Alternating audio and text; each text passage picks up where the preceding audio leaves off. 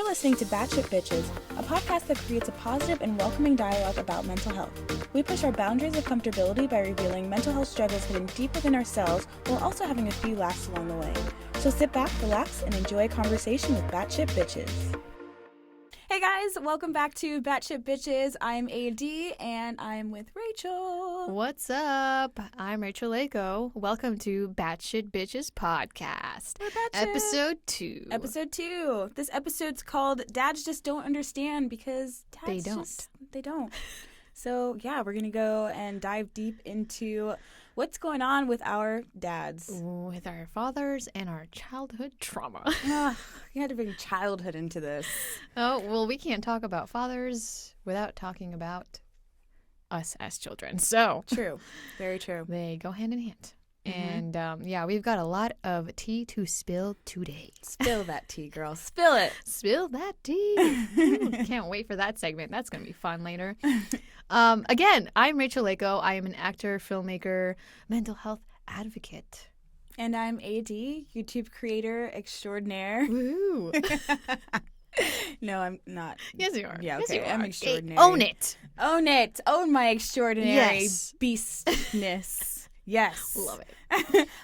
First, we want to say, obviously, we aren't experts in this field, We are but not. this is what we deal with in our personal lives, how we cope with things in our lives and everything We like that. are Our just personal sharing our shit. experiences. Yes, exactly. And take it with a grain of salt, but also, we hope that you can learn something. Yes, but learn everything from us.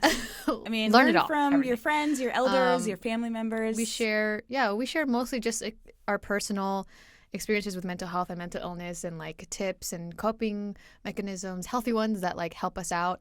And, what works for us may not work for you, and that is A-okay.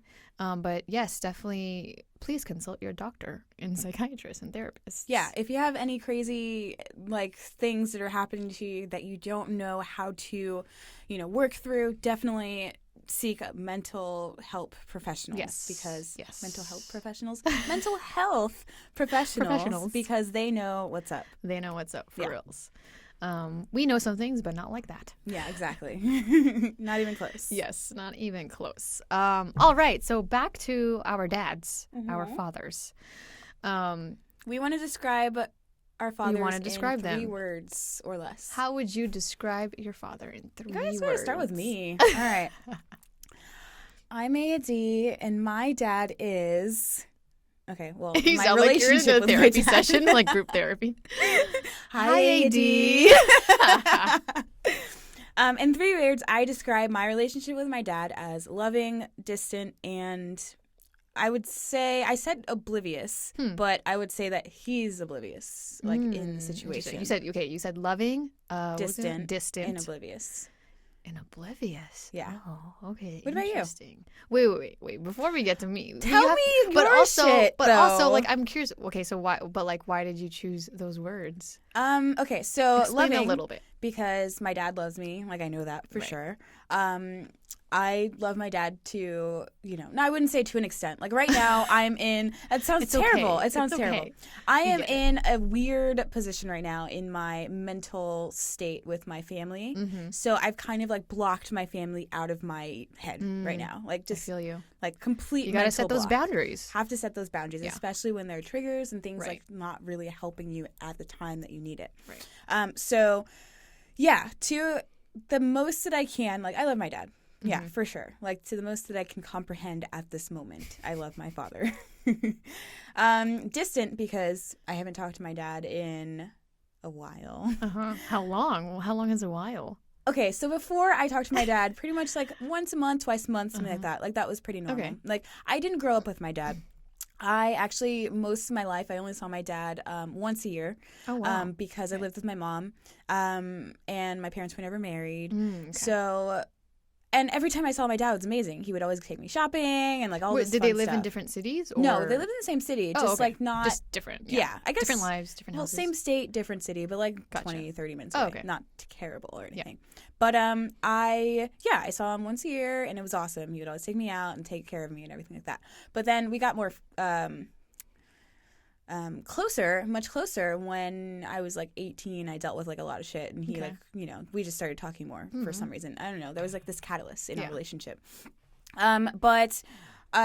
Okay, so sorry, I sidetracked. Right now, I haven't talked to my dad in 6 months. Gotcha. Okay. And there is a reason for that, for sure. Yeah, we'll get into that later. Which we're going to get into. Yes, guys, don't worry. You'll see all the crazy shit that I'm dealing with. And then I would say oblivious, because my dad is completely oblivious when it comes to me and my mental health and the things that I'm dealing with. And it's not necessarily his fault, because he hasn't seen it, so he doesn't know. And I haven't really expressed it because I don't really express that side of myself to people that are not here, like really anyone. It's really hard, yeah. It's difficult, but I deal with it, and to the best of my ability. Okay, yeah, now I see. Thank you for the explanation. You're welcome. So my 3 words to describe my dad. I'm super curious about my this. God. I told her before we did this episode, I was like, man, this is a tough topic. It's gonna be so juicy. So my 3 words is non-existent. Wow. Oh, so those are like not 3 words, but well, yeah, that's 3 syllables. I'm joking. All right, but I'm definitely joking. Okay, but 3 words, for real, is absent, traumatizing. Oh God. And challenging. Interesting. Yes. Okay. For many reasons. But I chose those words because, I mean, yeah, they're true. My dad has been like absent for most of my life, like here and there. Like when I was a child, like younger, like my early childhood years, he was around more often, but still, like, even just, I feel like being present is still, like, physically present is different from being emotionally present, you know? Yes. And so, like, he would be around here and there, but I never really felt like I, like, had even a relation, like, just a basic relationship with my dad. So that's why I say absent. And now it's, like, more than absent.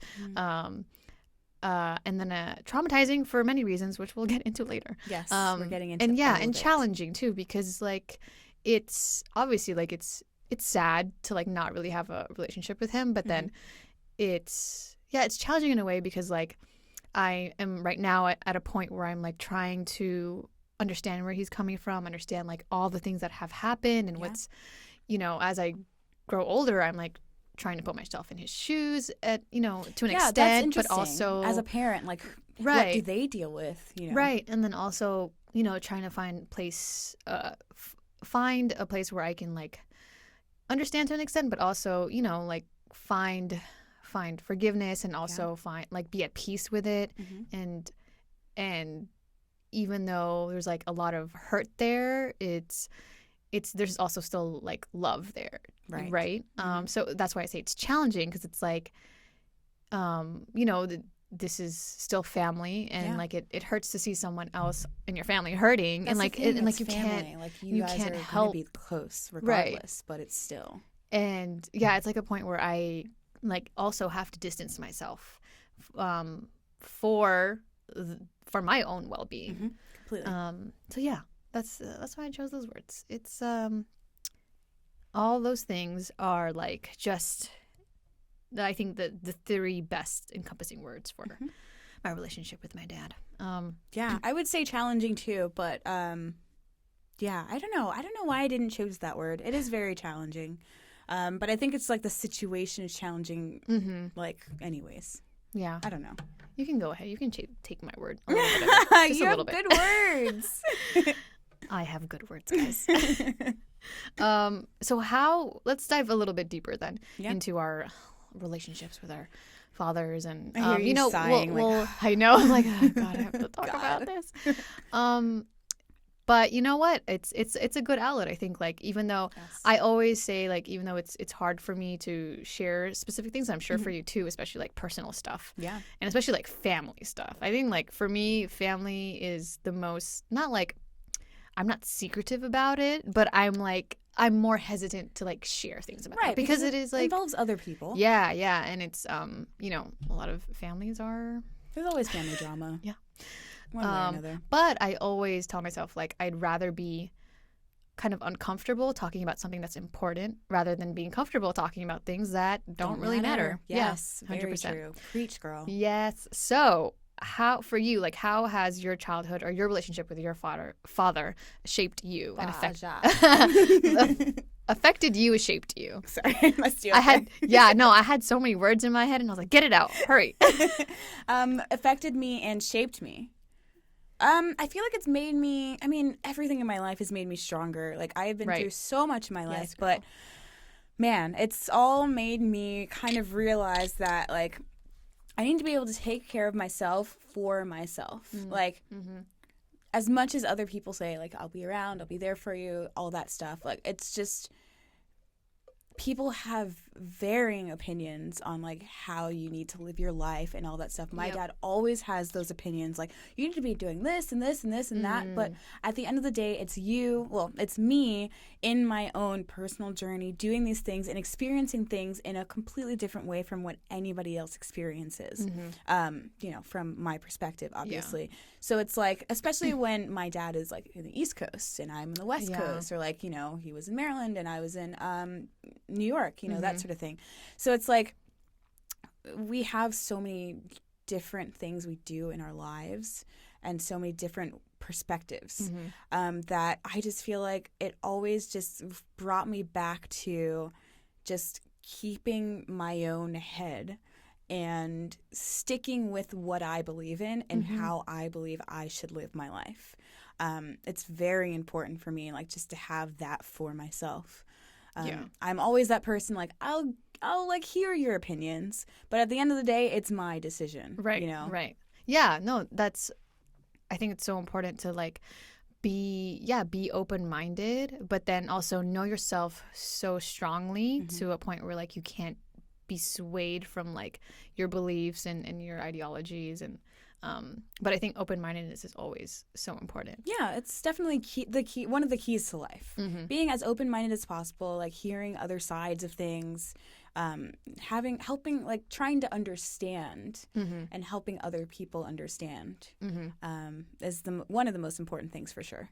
So like, would you say your relationship with your father, like growing up, has it affected you positively, negatively, both? Like, I think it's kind of a neutral thing, really, because my dad wasn't around so much, but whenever he was around, it was always fun. Like, we always had a really good time.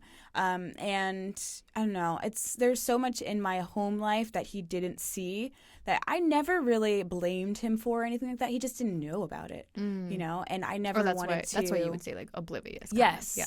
I would never want to blame him for that or anything. Like, I always chose not to live with my dad for whatever reasons. And I just didn't want to complicate things any more than they already were or anything like that. So, yeah, what was the question? If your relationship with your father affected you, like, positively or negatively, and you said neutral. Yeah, definitely neutral. Neutral. Because I guess, you're saying, like, it's hard when he wasn't around much, but, like, that's great that, like, when you guys were together, it's always been, like, pretty good. Yeah. How as a kid, you know, like, from then. Right. So how is it, like, is it different now then? Well, we definitely talk about more adult things, but it's like, it's interesting because my dad still sees me as a kid. And of course, though, parents will always see a us certain as age, kids. you know. So I always have to remind him, like, yeah, like I can live with, you know, in a house full of guys if I want to, like that sort of thing, or I can do certain things. You can't tell me what to do. Yeah, exactly. But I don't know. It's very different from how I was when I was a kid. He was very fun and outgoing and always like made stupid jokes, always ate candy, like just fun stuff. And now it's definitely more real. But there's still things that I can't really say or like I don't want to bring up. You know, those conversations where you know it's just going to be a whole thing where you hear other people's opinions and you don't really want to hear them, all of that stuff. Like, so it's better not to. are you referring to? Like what kind of topics? Like mental health or like how you're mental health, relationships, like things like that. Like I always go like the surface, like oh things are going okay, like things are fine, like whatever. But then like going on to different subjects. So and, like, would making you it more fun say or something. so then would you say like your relationship with your dad isn't as like isn't as deep? It's not as deep. Yeah, okay. Yeah, it's definitely not deep. And I don't know, I kind of like it that way, although the last time, one of the last times we ended up like having a conversation, I attempted to be a little more deep, but it didn't really go the way I wanted it to. So, or I was hoping it to. Yeah. I'm curious like what have been like the most challenging things you've encountered with your dad? The most challenging in your relationship with him. Things in our relationship. Well, I don't know. It's kind of hard to say. It's mostly just hearing him, like, whenever we speak and, like, whenever I'm like, oh, I'm doing this or that, or I'm having a hard time with something, he always has an opinion about what I should do, even though he doesn't know. I mean, I don't want to say he doesn't know what he's talking about, but he doesn't know what he's fucking talking about, Like, well, because no, that's pretty valid because like he hasn't been around too much lately, in your adult life, right, and to like really know what is best for you because it's probably changed since even the last things time like working in the film industry and how difficult that is. Like he'll like give me a suggestion or like say you have to do this, and I'm like that would never work in this industry ever. And also like it comes down also to like experience and exactly knowing like how things work in a certain like sector somewhere. He knows more about this because he's been studying towards that. I know more about this because I know, and I know I'm saying, oh my God, I'm having a really difficult time, but that doesn't like really bring in the dialogue or that's not me wanting you to tell me what you think I should do. It's kind of just me like saying like I'm having a hard time, but I'll figure it out. I don't want you to like bring in family members and have them help me out and everything. That just convolutes everything. Right. I sometimes I know I'm the type of person that needs to figure things out for myself because then I can say I did that. I went through all those challenges, but I fucking like excelled because I tried. I don't want things to come to me that easily. Even though I complain all the time, I'm like, I just don't want to deal with this anymore. It sucks. Like, growing pains. Just give me what I want. But like at the end of the day, I really don't want that because if I'm just given whatever, I'm not going to appreciate it as much as I would if I really worked hard for it.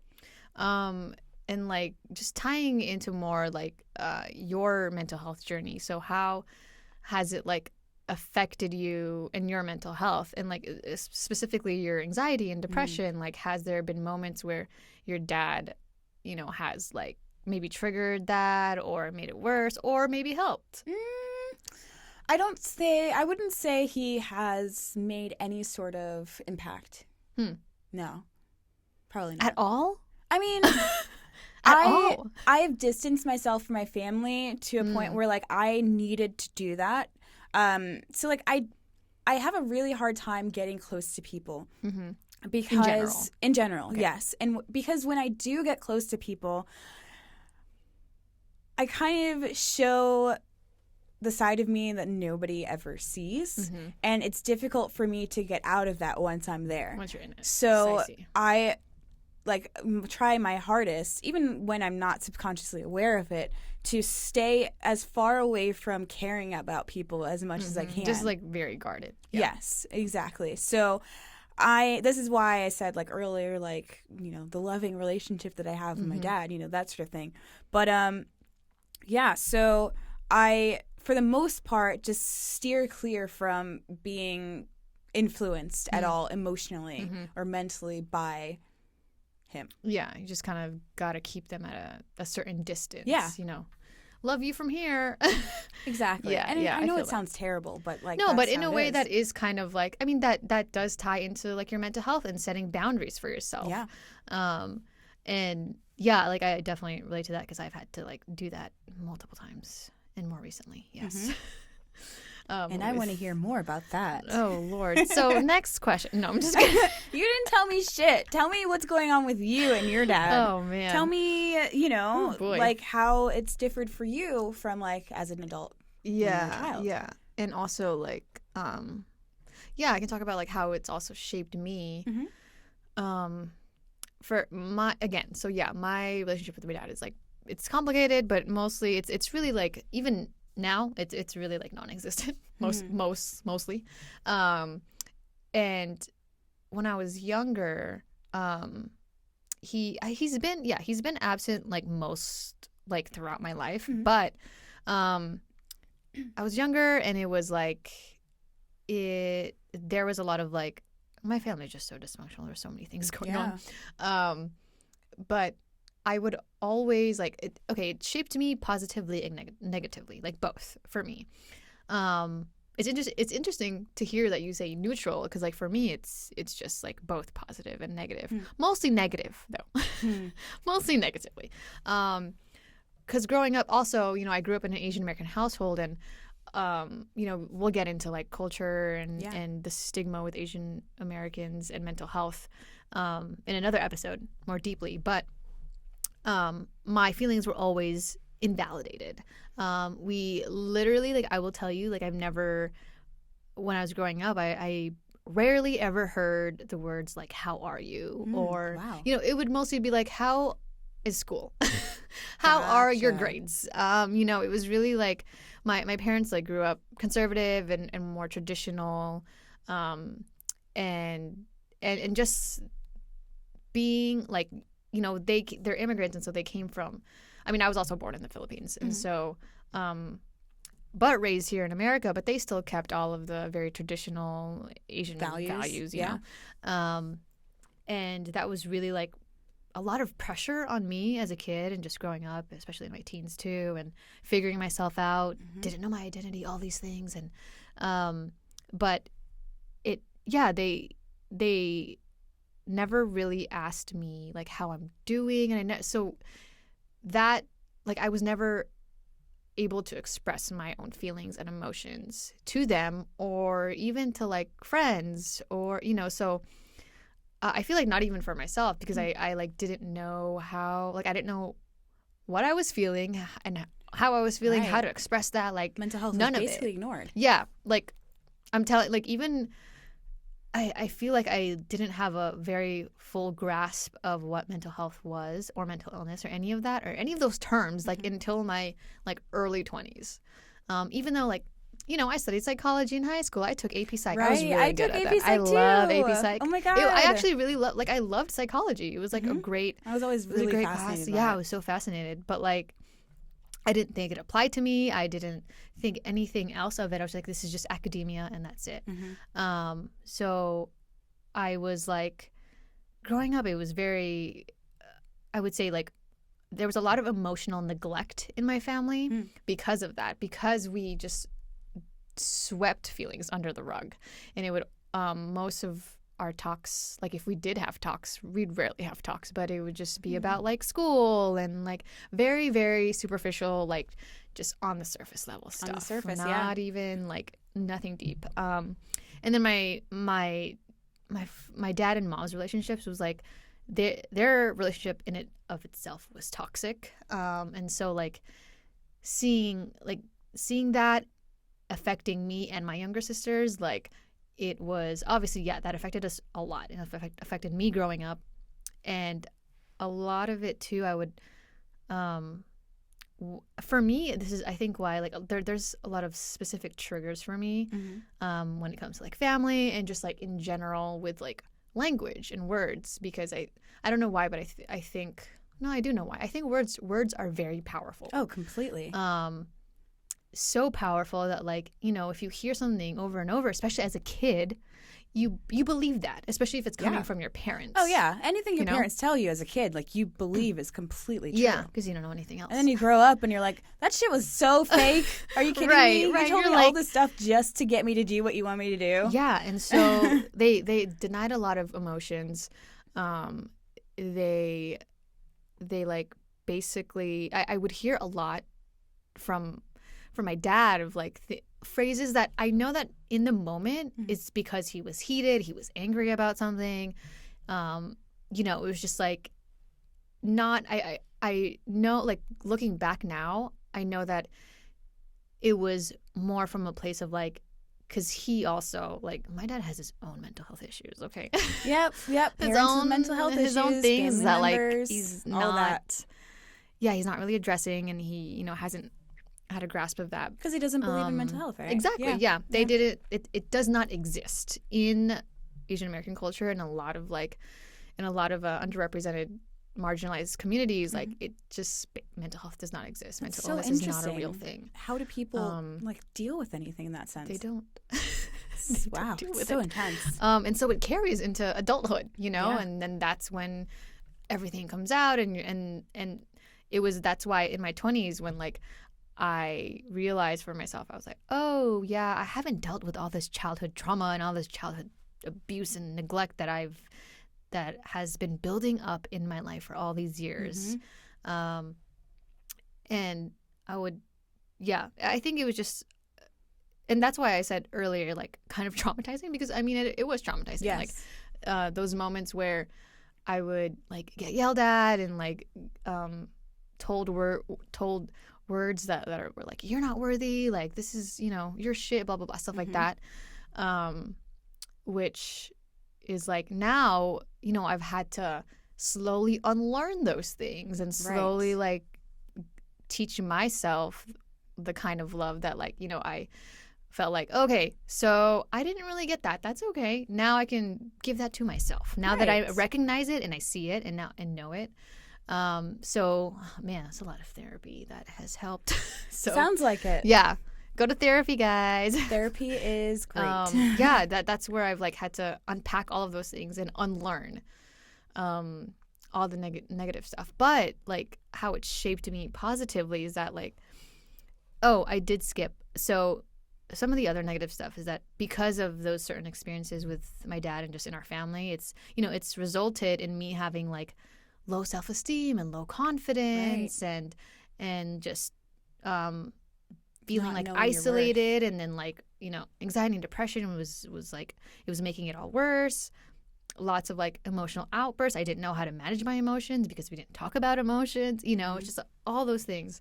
But then on the contrary, like, positively, the only thing I can think of that my relationship with my dad has affected me positively is, I feel like now I just have more resilience. And like you were saying, like, you know, you're stronger now. Yeah. But like, knowing that I've gotten through all that and I've worked through it all, I feel like now I can, you know, I recognize those things. I feel like I'm smarter. I'm more resilient. I'm stronger. I can like, you know, and learning from mistakes of other people as well. I've learned so much from just watching my family members and just them doing all these things, and I'm just like, I don't want to be like that. Yeah. You know? Yeah. That's another thing is so now I've learned what not to do. Yes. It's resilience and learning like what not to do in those situations, or what not to say. You know, whenever like in the future I have kids or have a family, I'm like, okay, I know what not to do, you know? So that's why I say like it's been challenging. Yeah. Because of that. But, you know, pros and cons, mostly cons, but I mean, yeah. I mean, a lot of it's the balance, right? Right, exactly. The balance. In some way, shape, or form, it will balance you out because it creates this strength in you. There's this like, I'm going to read this quote that I found, which is very interesting. Talking specifically about childhood emotional neglect. It's called CED. CED. I'm just kidding. CEN. I was like, wait, where did the D come from? Oopsie. CEN. But I was reading an article. I forgot what the article is called. But it's an article by this doctor named Dr. Jonas Webb, PhD. Johannes? No, Jonas. Jonas. Jonice. Dr. Jonice. Oh, it could be Jonice. Dr. Jonice Webb, PhD. So it's legit, guys. PhD. Yeah. It's a doctor. So it's a real doctor.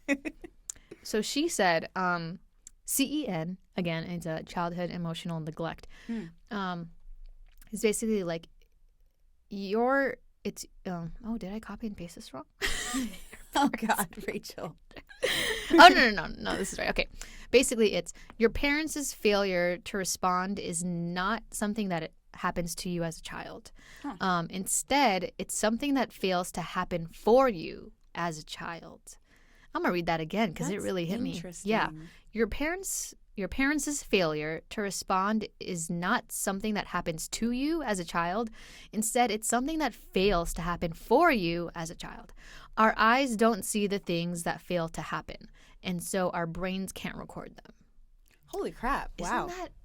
I had to take a moment after I read that because I was like, oh, wow.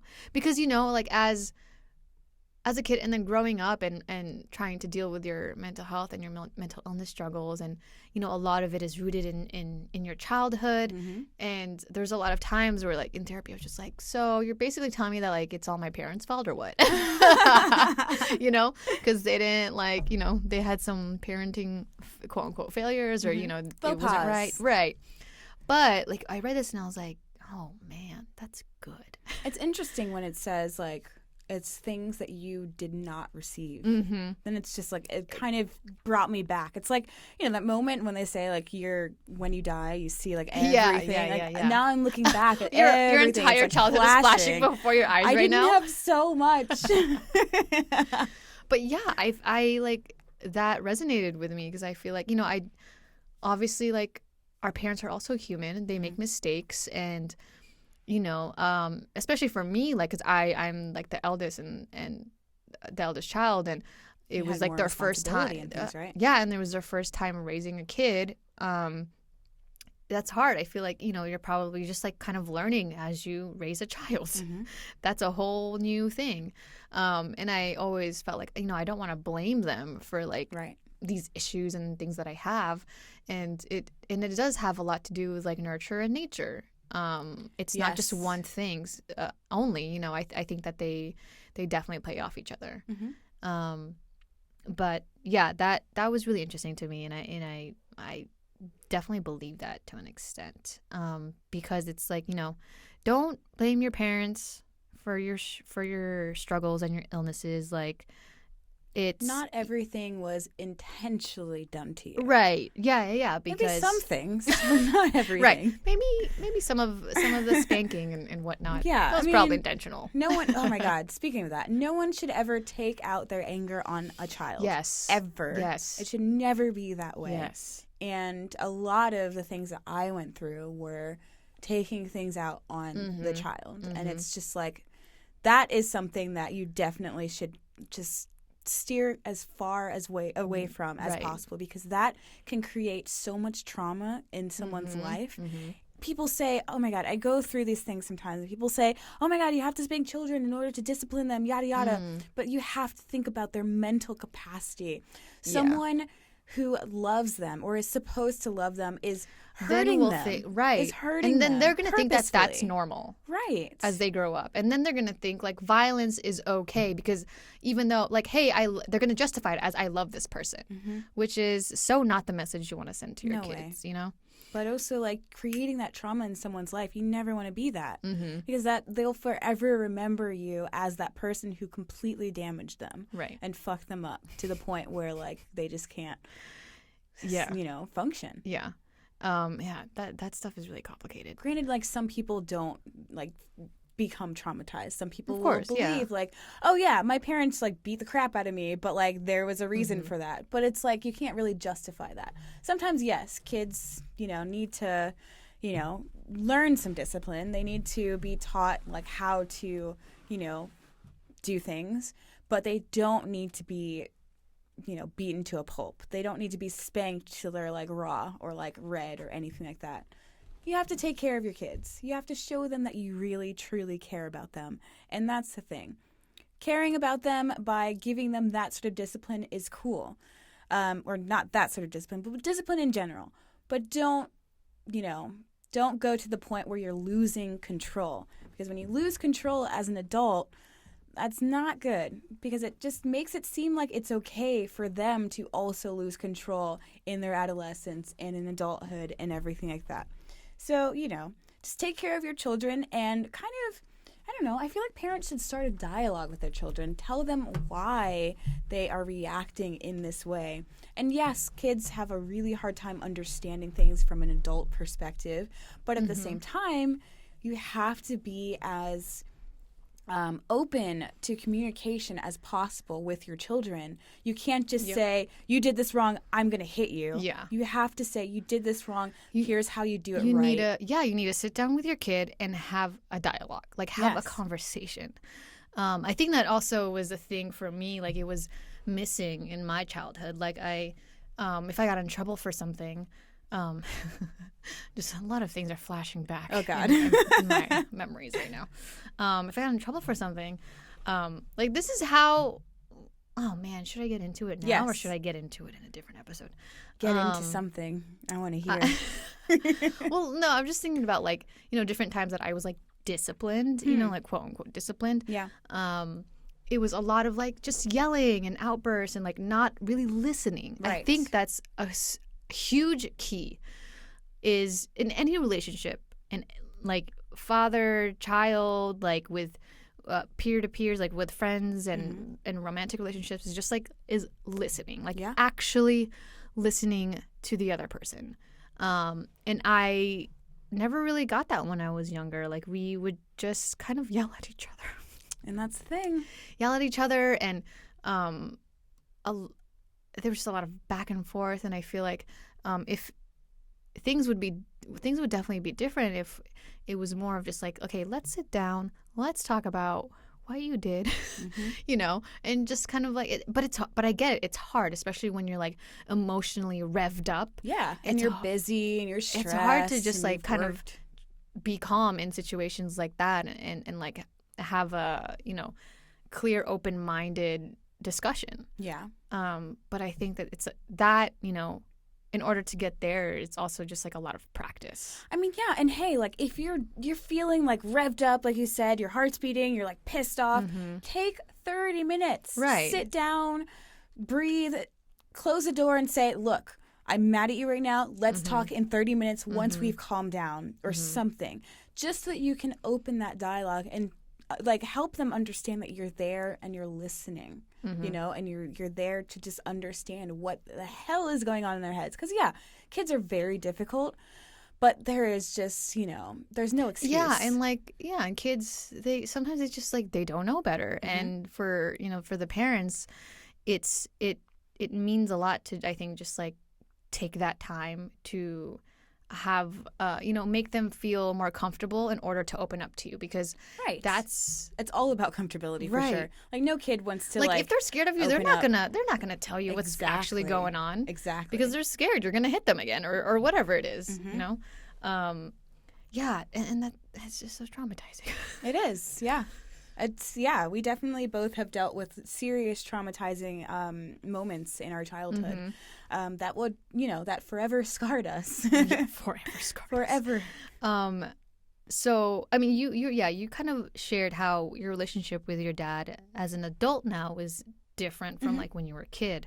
For me, like it hasn't been much different. Really? It's still pretty much actually the only thing that's different now is that obviously I'm more independent. I'm on my own. And I definitely like rarely see him. I don't even remember when was the last time I saw him. It's been a while, but like the only thing that's different is that we're more like just distant and there really isn't a relationship there like at all. We're not in communication that much. And so I feel like for me, it's my relationship with my dad can be like condensed to, it's just been this like slow breaking tightrope that has just like throughout my life is just like slowly being torn apart. And now it is definitely broken. Wow. It is broken now. I laugh about it because it's true and it hurts. Yeah, I mean, sometimes that's one way to cope. Just laughing through it. But for real, like that's like super real. Is it sucks and it's sad, but it's also at the same time like I think I had to break it, and it's had to come to that point in order for me to feel just like mentally okay. Yeah. Mentally, emotionally, spiritually, all the things. Like that was definitely like a boundary I had to set. And I was like, this is not serving me at all. And it was just like a relationship. I was like, okay, this is toxic and it's not good and it needs to go. Right. Even though like it's, a family member, like it's really hard. I mean, that's the thing. Sometimes like you really think, oh, I have to stick with my family. I have to stick with everything. But because you feel obligated. Exactly. And then other family members, well, I cannot tell you how many freaking times. I swear to God, my dad has told me, you should talk to your mom. Like that's who, I dealt with the childhood trauma with, And I'm just like, are you fucking kidding me? After all of the crazy things that I dealt with, after all of the trauma, after all of the abuse, there is no way in hell I'm ever letting that person in my life again. Imagine, it's like any sort of trauma, any sort of abuse, you are like, you need to be able to do that for yourself. Yeah. No way. Like I don't want to, I don't want to speak lightly about other types of abuse. Right. But like when you think about domestic abuse, sexual abuse, everything like that, would you ever tell someone, hey, yeah, that person sexually abused you. You should go back to them and talk to them? No way. You would say stay as far away from that person as possible. Cut and that's ties, the thing. close the door. Emotional, mental, and physical abuse is the same way. Yes. You should never, ever, obviously it's different for everyone. Sometimes people will want to have that dialogue with that person, at least for them to understand. That's a good thing to point out is like some people, in order for them to like have closure and feel like, and like move on, they'll need to sit down and talk to that person. Yeah. For other people, they don't need to. Exactly. That's another thing is like you can forgive that person and by yourself, like alone. It's you about can forgive you and forgive your them, own forgive you. But personal. if you do need to talk to them, go try and talk to them. Yeah. Like if that's what helps you. But other people, like that's a good point because and it's a thing of like it just depends on how it works for you and how it serves you. And I think that people should understand like. And not try to sway you one way or the other. and not try to just like not try to judge you for your decision. Exactly. About the fact that I'm trying to be mentally freaking stable here, and I need in order to do that, I need to because if stay away from that. Let's say like for you, if you were to talk to that person, it would be like very triggering. Completely. It might cause another breakdown. Yeah, I've had those moments where I'm like, should I talk to this person or should I not? Like, it's a hard thing to navigate, but then in the end, you have to think about you. Yes, like of you course. have to think about you and your mental health and you your know sanity. What can trigger and what can make you, I think like that's fall apart. Yeah, that's another thing is like that's why it's so important to like work on yourself and go to therapy and like know your triggers because when you know your triggers also is when you can know your boundaries and know where you can set your limits and set like what you can handle. Exactly. So it's interesting though. I accidentally told my dad to go fuck himself. Accidentally? Well, yeah. So the last time I went to visit my family, I saw my dad and whatnot, and he was talking about, I said something about my mom, and he was like, "Oh, you're talking about your mom?" I'm like, "Yeah, like I can do that, like just like briefly, like oh, the last like whatever, like something was going on," and I was like, "Oh yeah, when I was with mom, blah blah blah," and he was like, have you talked to her recently? And I'm like, no. And so that dialogue comes up. He's like suggesting that I talk to her and everything. And I told him, I gave him the same sort of thing I told you. And I was like, anyone who tells me or judges me for not speaking to my mother can go fuck themselves. And then immediately I was like, oh shit, I just literally just told my dad to go fuck himself. And he like, shut up. He was just man. He was probably like, okay. Shit. Okay, because he knew how serious I was about it. Like it's that point where it's like when someone has gone through something like terrible, you have to know your limits, right? Especially when speaking to them about it and everything like that. You can't push people, right? You can't tell them what to do in those situations. You have to attempt to understand as much as possible. I mean, you definitely won't because you weren't there, but just try. Right. Like walk in their shoes for a moment. If you dealt with the things that they dealt with in their life, would you want to speak about it or, go through those, moments when people are like judging you, Right. Yeah. Those family stuff is so hard to navigate. Family. So hard to navigate. Okay, so I think it is time for our really fun segment today. Today, Which is? we are gonna spill that tea. I just brought, for our audio listeners, we are I have this cup of tea. We have a mug with tea. I brought a mug with tea. And we're gonna spill. And we're gonna spill that tea. I'm sorry, I was supposed to say it with you, but I was laughing. Yeah, I heard that. I was like, you left me hanging here. I'm so sorry. Take Rachel. 2. Spill that tea. Still laughing. Still. You said take 2. Oh my God. Oh, okay. man. All right. So yes, we are going to spill the tea. We're gonna spill the tea. About our fathers. More about that. Yes. I would like to know, Rachel, since you always make me go first. No. I would like to know the last conversation you had with your father.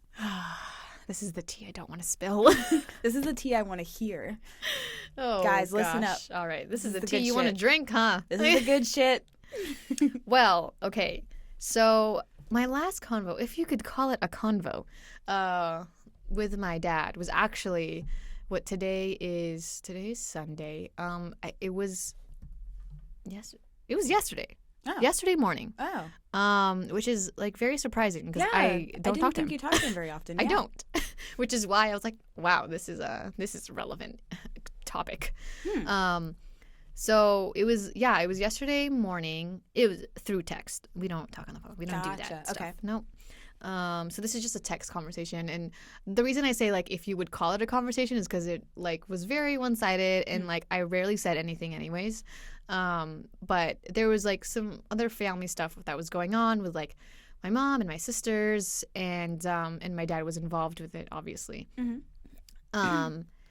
And basically I had to check in. I had to check in on my sisters and my mom and all of that, and then I then needed to. It was a situation where I was like, oh, I guess I need to like talk to my father about this, which is like not something I usually want to do, but like me and It was a specific situation. Yeah, and so because it was definitely affecting my youngest sister, and it was like not okay. And I guess I will. If I'm really spilling the tea, I will spill the tea. So, one of the things is that growing up, my dad, and he still does probably, I don't know because I don't talk to him much. Okay. But he is a gambling addict, really, Oh, wow. really bad gambling addiction, really, really bad. It started off like as all addictions do. Mm-hmm. They just kind of start off as like for fun. Mm-hmm. And this started around like somewhere in my teens. Okay.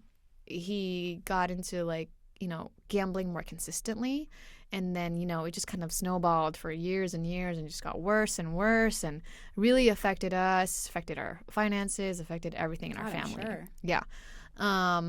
And it's still kind of, and it's accrued so much debt, and we've had to there's been a lot of issues because of just that.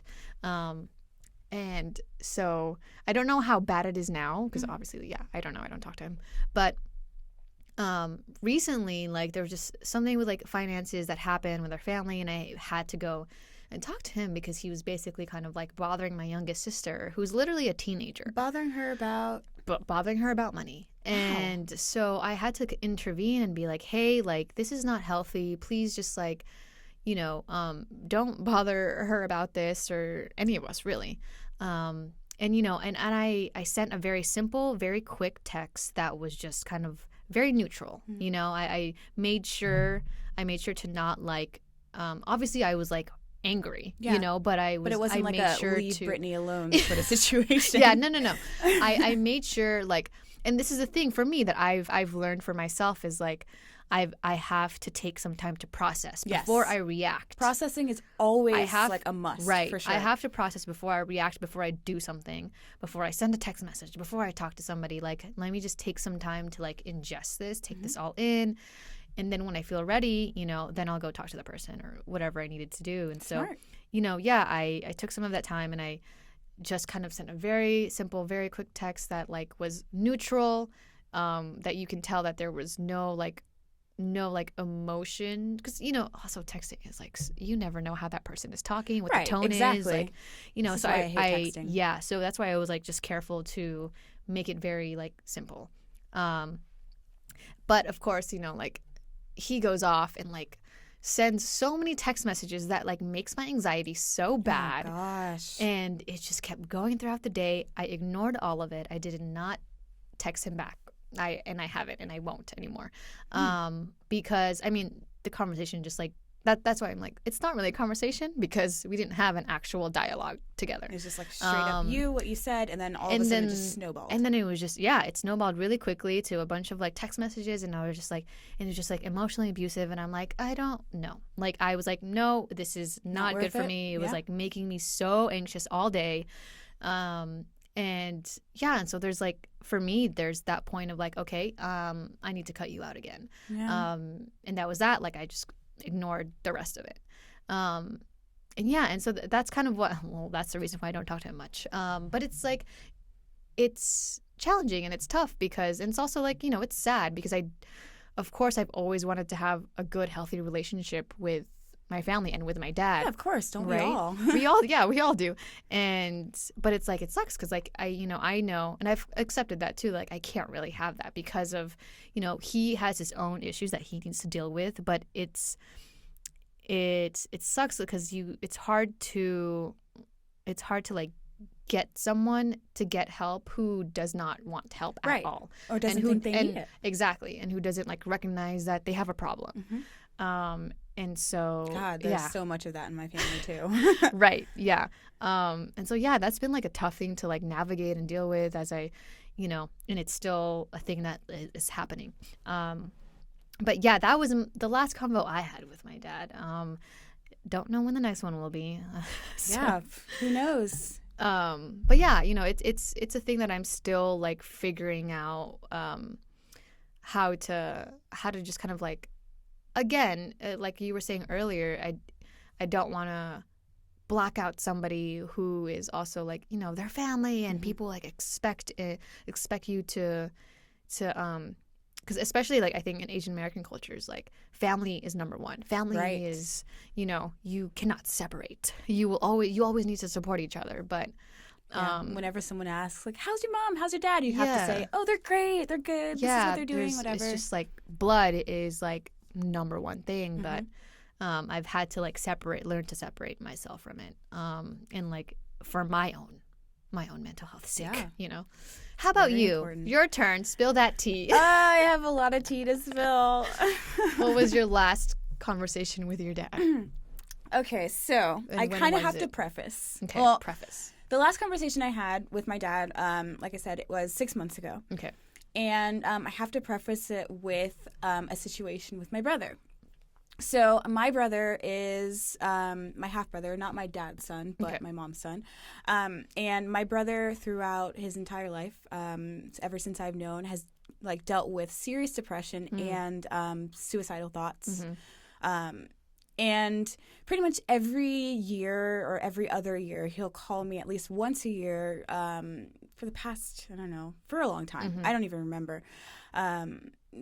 Like saying, these suicidal thoughts that are happening. He wants to just like end his life, all of this stuff. And I will have to be the one to coach him. Like, no, you're not going to do this. Literally screaming at him sometimes in whatever time I'm doing. Like, sometimes I'm at work. Sometimes I'm at home, like trying to relax and chill. And that is a huge trigger for me. That's because, tough. Throughout my life, I've had those thoughts as well. And so I'll have these conversations with my brother. Somehow, in some way, I will convince him, like, everything's fine, it'll be fine, like, just stop. And it's especially hard for me since I don't live anywhere near my family. Right. So I've had, to... Your brother's in Maryland? Yes, my brother's in Maryland. And it's one of those things where I've had to be the one because my brother and I are the only ones that know what we experienced in our childhood homes. So we have been the ones who have, like, coached each other, whatever. But I haven't really expressed a lot about what happened to me, to my brother, because he has always been the one that needed the person to be strong and like coach him and stuff like that. Even though my brother is significantly older than me, you know, he's had that personality where like if I told him something, he would like laugh at it and say, "Oh, that's not as bad as what I dealt with," and I'm like, "Okay, great, like." Then fine, like I'll just like let you have that, and I'll listen to what you went through or like what you're going through now. So I had that, and like I had that conversation with him about a year ago, actually, last December, and man, it was rough because I was dealing with my deepest depression like I've dealt with in years.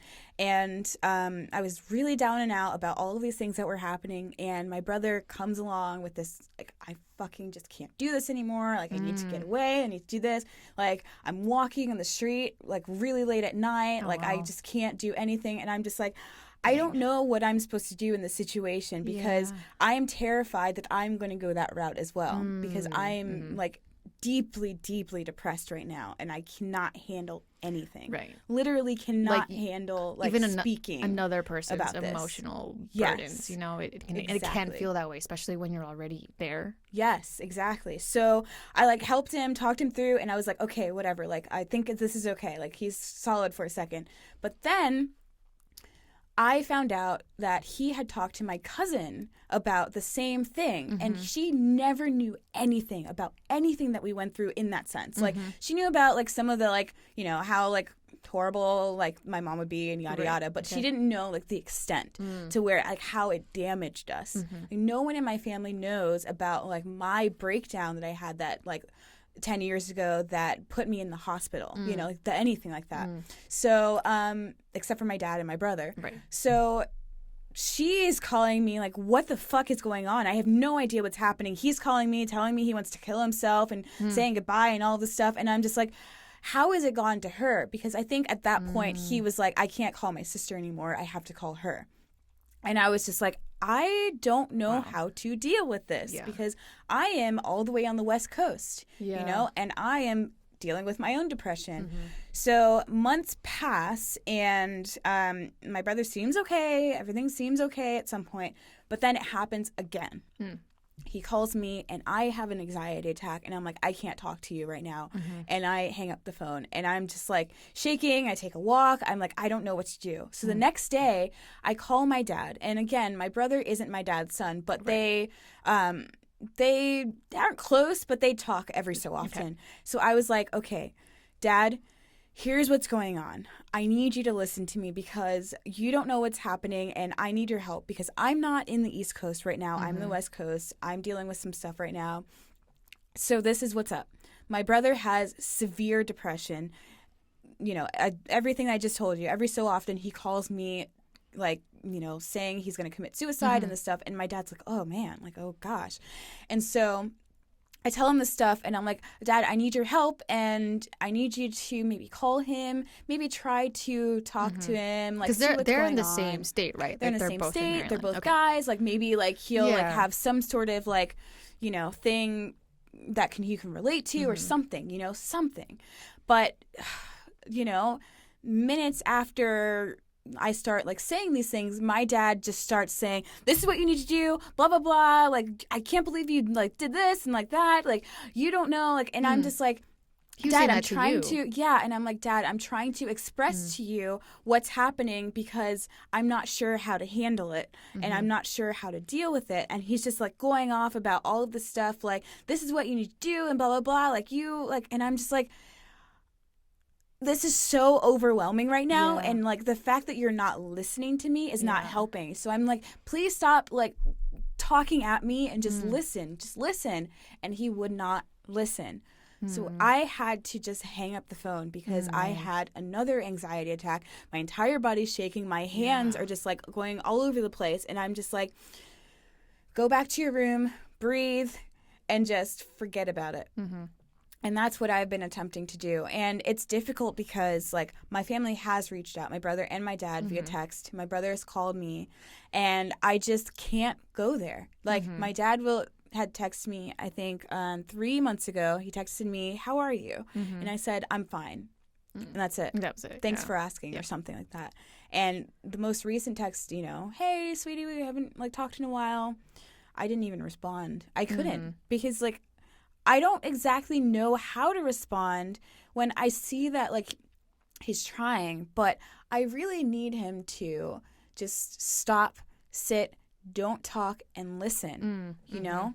Because it's like, I would love those suggestions, but when you don't know the situation and you don't know what you're talking about, especially when I said, I think one of the things where I think it maybe just like made it click in his head that he needed to like say all these things was I told him that me and my brother are the only ones that we know what we both went through, and I'm the only one he's been able to talk to. Right. And then he's saying all of these things, my dad, like, oh, like, he's not the only one, like, blah, blah, blah, like, you guys, blah, blah, blah. And I'm just like, well, you don't know. Like, I am the only person that my brother has talked to about any of this stuff. You know, it's a burden on me because I am dealing with this essentially on my own. Yeah.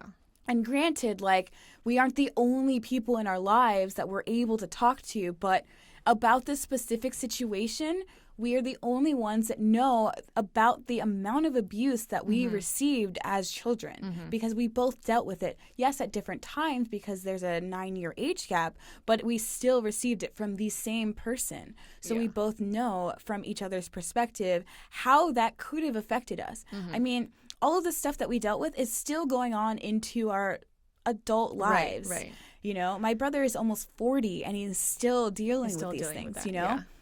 And it's so difficult because, like, I want to just be able to shake my family. I just want to be able to shake my dad and say, shut up and fucking listen to me, you know? Just listen because maybe you will have some sort of insight on how it's, like, I've been dealing, what I've been dealing with and how I've been dealing with it in my mind.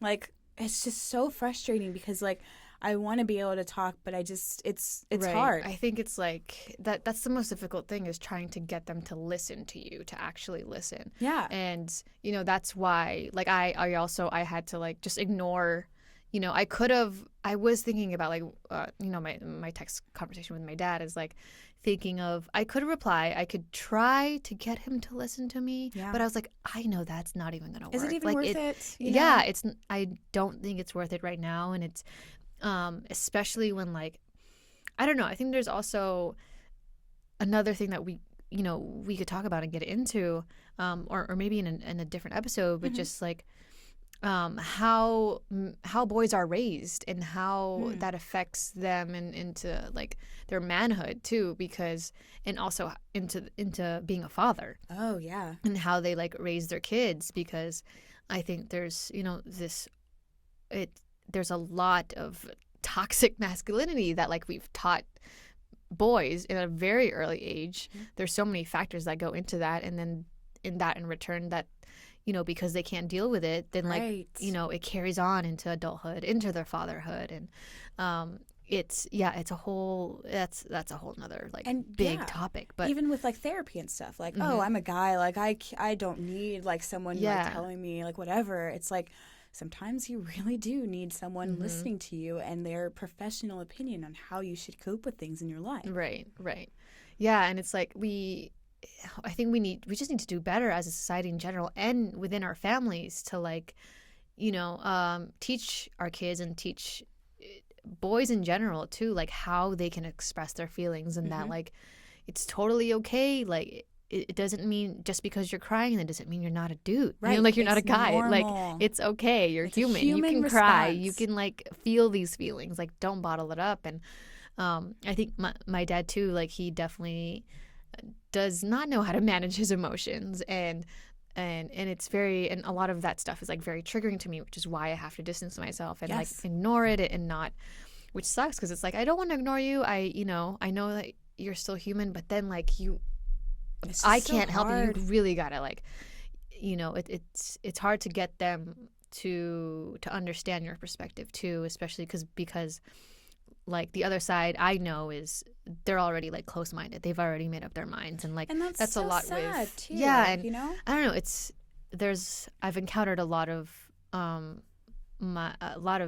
men who also are just like they gaslight a lot of women, and gaslighting is huge. It's ridiculous, and it's so I didn't know that was a term until the term came up again and became popular now.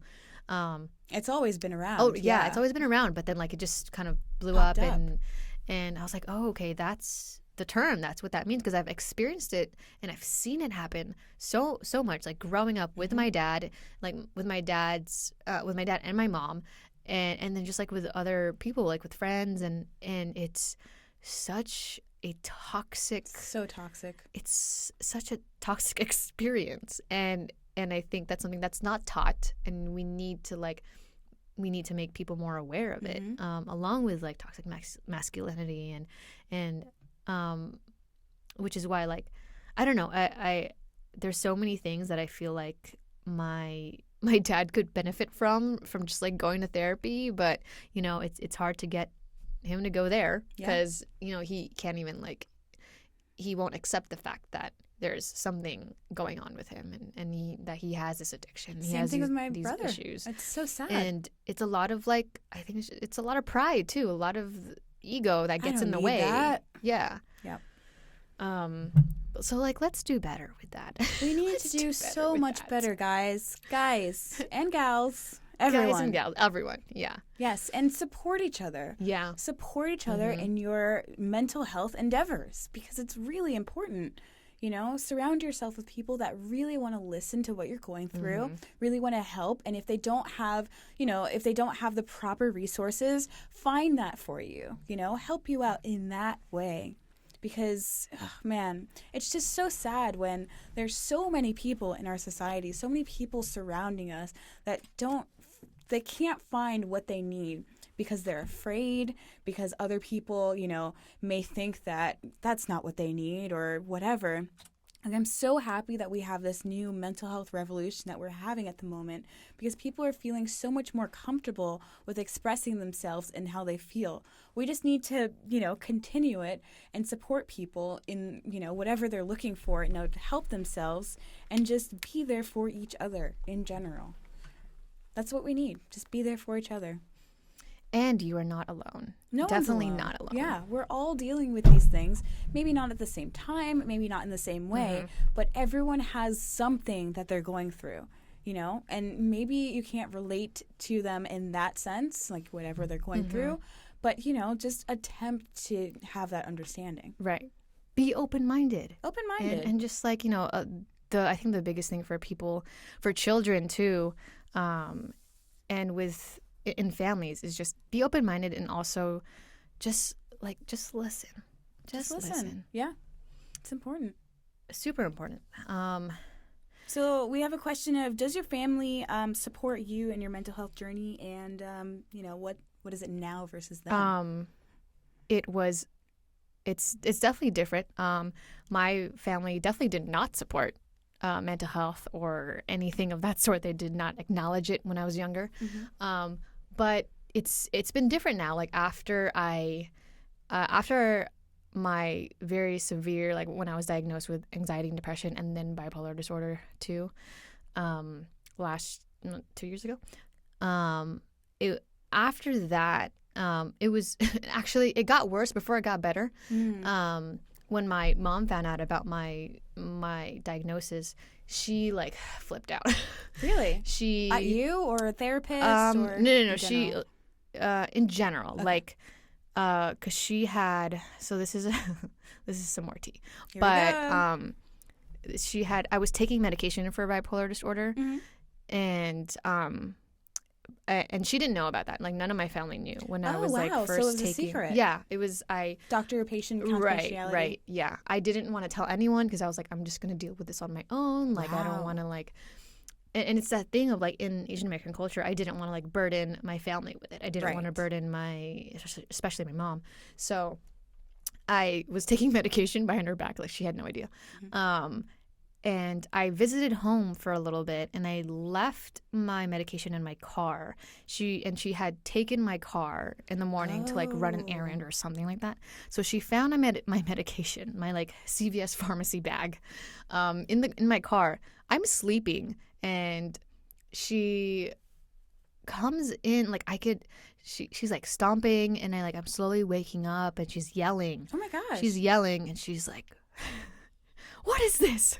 What is this? And like, It could have been something so simple right. as like, like some sort of definitely like could have been something else. thing for your headaches or something. Yeah. But it's like a specific medication for bipolar. Right. So, but like she didn't know what it was called yeah, or so anything, she was right? like yelling and like she like slammed the door open and I instantly woke up and I like had a flashback of like when I was younger and suddenly had all this fear inside of me. I'm like, oh my gosh, what's happening? But I knew what was going on, and she was like waving the pharmacy bag in the air, and she's like, what is this? Like, it has your name on it. It's funny because there's a scene in my new web series, Crazy, that's very similar to that. Inspired art by imitates that. life. Right. Yeah. And she's like waving it in the air, and I'm like, fuck, that's my medication. Oh my God. And I'm like, oh, she's gonna find out. I'm like, can I deny this? I'm like, no, I was about I to can't. say, could you maybe say, oh, well, it's for this instead of No, what it was? well, I at that point I was just like, it has my name on it. Like, I can't deny that it's not mine. And also, she's a nurse. My mom is a nurse. Oh, well, so okay. I was like, well, maybe you could have just said it was for something else. But No, she's a nurse. My mom knows all the medications. Okay. So, okay. Even though if I don't know if she knew about Lamictal or that's what I was taking for bipolar. Mm-hmm. She would easily like find out what it's for. Right.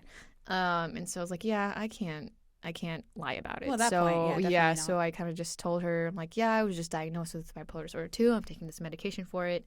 And she like fell very silent, which she does mostly. She fell silent and like walked out of the room. And I was like, yeah, okay. No, she's not happy about that. And it really, it took them a long time to like understand it and to, because for a while, her and my mom and my grandma would just deny it, and they would just be like, oh, you don't have that. Like, they were really trying to stop me from taking medication. They did not want me to take medication for it, because they thought. But it's one of the things, like, you take medication for physical ailments. Yeah, exactly. Yeah. Then why not your Which is why mental health? It's wild. It was wild to me because I thought that out of everything, like my mom, who is a nurse, would understand, who like would get this, get my diagnosis or understand like what mental health and mental illness is. But even as a nurse, like she was just very in denial about it with me. And it took almost like a little bit over a year.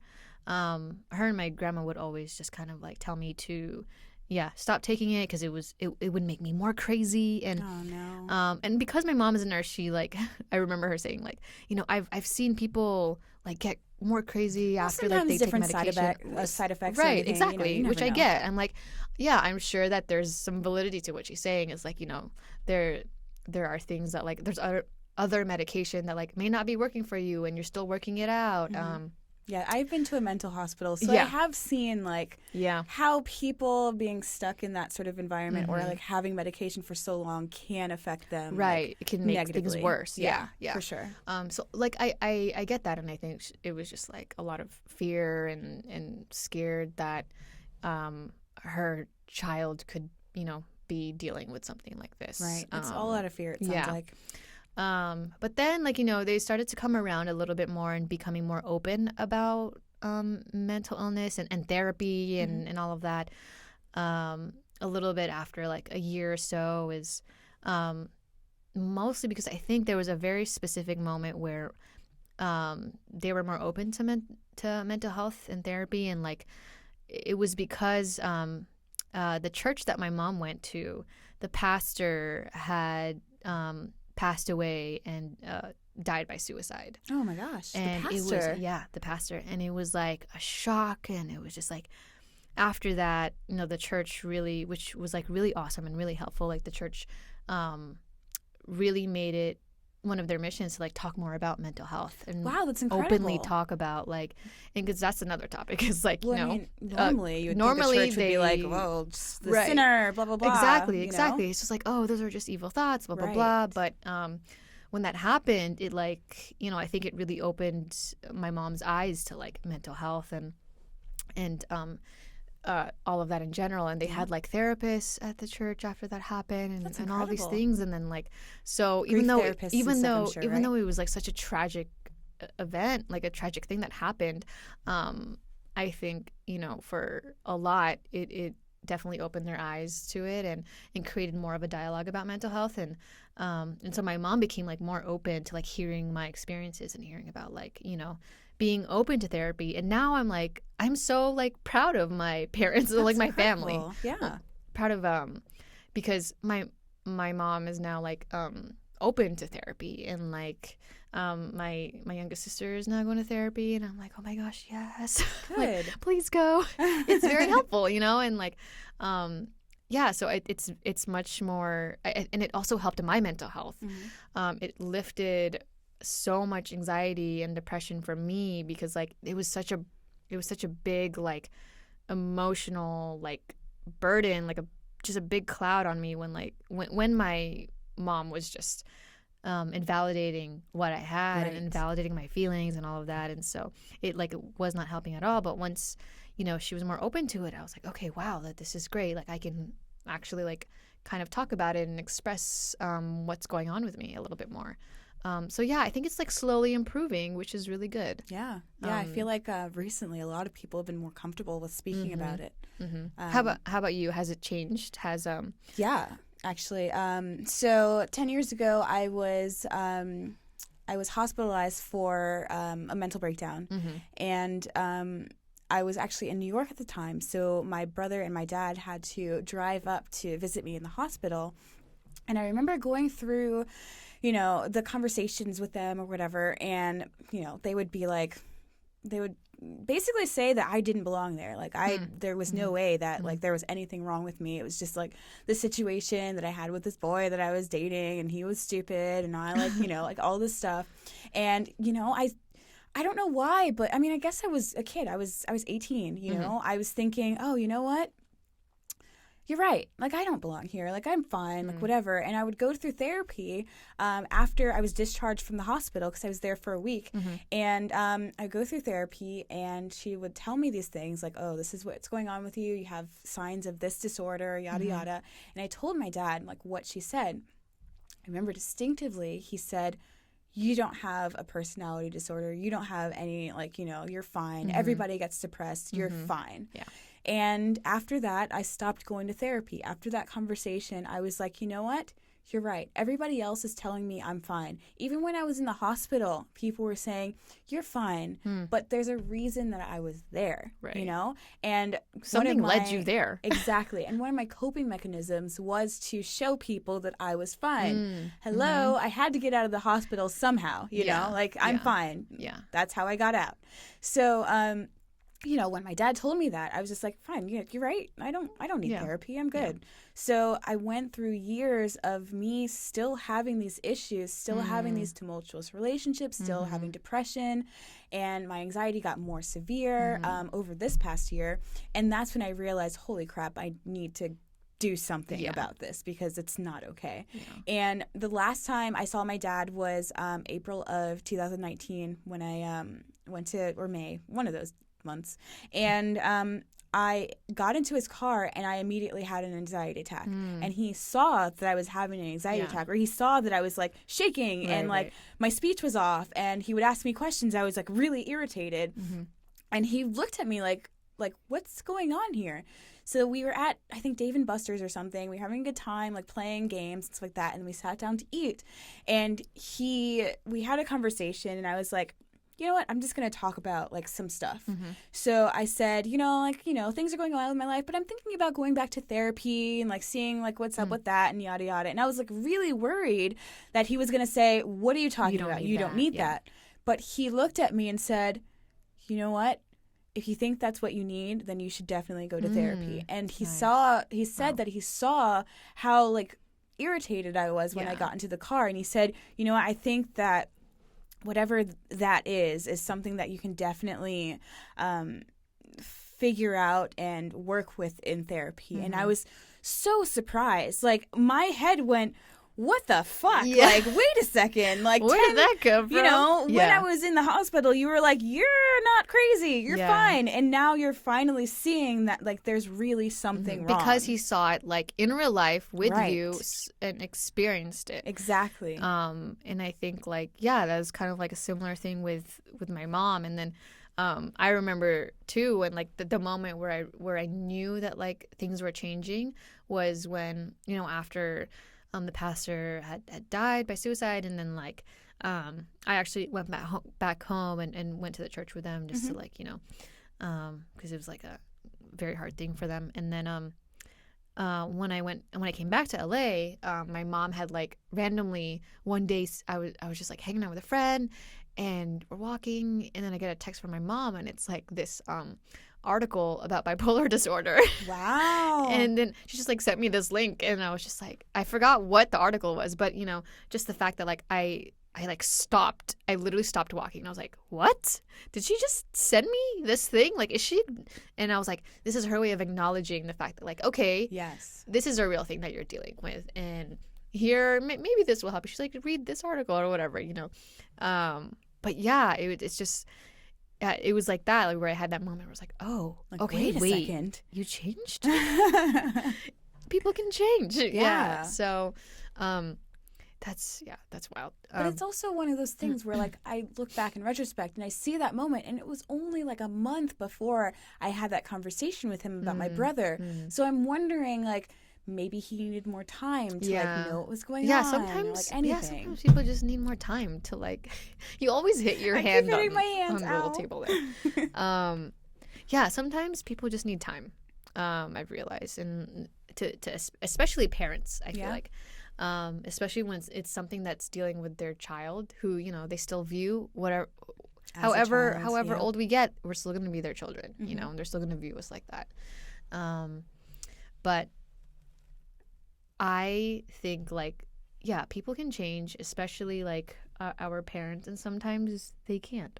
Right. I mean, you can't force anyone to change. Yeah, you have to they have to be open to it. Sometimes it comes with the times. You know, they see things in TV, media, like anything like that, in the news. Like, and sometimes it'll just say, like, it'll just snap and say, huh, this is actually really important. Maybe I should talk to my kid about this. Maybe I should go to therapy or something. Like, sometimes, like, you know, you need that time. Yeah, it does give me hope for, you know, for the future and for like future families. I think like, yeah, this whole self-care, self-love, woke culture revolution here. Yes. It's great because we are making an effort to make an impact and change conversations. And, you know, this is another, these are the reasons of like why I do this and why I want to, like, even though it's scary to talk about and talk about these things and be vulnerable and share very personal stories. Right. You know, if you're listening or watching and you resonate, or there's something that we're saying that, you know, maybe helps you, or just even it helps you to know that you're not alone, like, it's all worth it. Completely. Yes. So I think that is about all we've got today. We spilled so much tea. Oh man. Man, now you guys know more about us. Yeah. Than some people in our lives. Honestly, only one person knows this much about me. I'll say that. One other person? One person. Yes. Okay. So, like my ex-boyfriend. Oh, okay. He's like the only person that knows like 99% of me. 99%. So wow, you guys, that's a lot of you. Okay. Yeah, that's a lot of me. I got a whole. Okay, anyways. All right, recommendations. I have a couple. My recommendations for today are this one Instagram account that I recently just followed. It's called at Self-Care is a Priority. And it's obviously all about self-care and that it's a priority. Very uplifting, awesome, like, messages. I think it's just like I save a lot of these, like, you know, posts that I see that are just about mental health and things that I feel like will help me. So hopefully, you know, it'll help you. Check it out. At Self-Care is Priority. And then some films that have to do with either family, dysfunctional families, dads, moms, all that stuff. Some films that I've seen. Well, I recommended this before in the other episode, but I'm going to recommend it again because it's that good. Do it. Honey Boy by Omar Harrell, which deals with, you know, Shia LaBeouf's alcoholic father, which I think is very relevant to what we've been talking about today. And also, this one is more about like Asian American culture and Asian American families and seeing how seeing the differences between like Western and Eastern ideologies and medicine and all of that. It is called The Farewell by Lulu Wang. It's amazing. Oh, I've been meaning it's to see so that movie. good. Oh my gosh, girl, it's so good. Watch it. And then another film. It's called Waves. Waves by Trey Edward Schultz. It just came out. No, it didn't. It came out like a couple months ago. But it is centered around an African American family, and they're dealing with a very hard, tragic loss. And what I think this film does really great is that it shows the ripple effects of tragedy and of like generations from parents to the kids, which I think is like rarely seen or explored in, That's really important in a lot to of see, stories, because it's not just one perspective. Like it starts off with the son's perspective and what he's going through, and then it kind of passes on to the daughter and the dad, and how the whole family deals with this thing. So it's a long movie. It's like 2 hours, but it's worth it. It's also a lot of these films, except for The Farewell. The Farewell is pretty comedic and funny. It's like a dark comedy. But Honey Boy and Waves is it's gonna make you cry for sure. So just warning y'all of the content in there. So yeah. Good stuff. How about you? Any recommendations? Not today. Not today. I feel like Rachel has a lot of great recommendations, and yeah, I like recommending things. Hopefully these things can help you guys. So, definitely. yeah. Amazing. Next time you're gonna have 5 recommendations. Yes. Next time I'm gonna have so many recommendations, you guys won't even know what to do with ridiculous. yourselves. Yes. Awesome. Thanks so much for listening and watching, y'all. Thanks, guys. This is Batsht Btches Batsht podcast. Btches. Make sure to follow us and subscribe and all of that good things. Tell your friends. Tell your family. friends to listen to us because we have some appreciate interesting perspectives. We appreciate it. Stay Batsht. Stay Batsht, and we'll see you guys next time.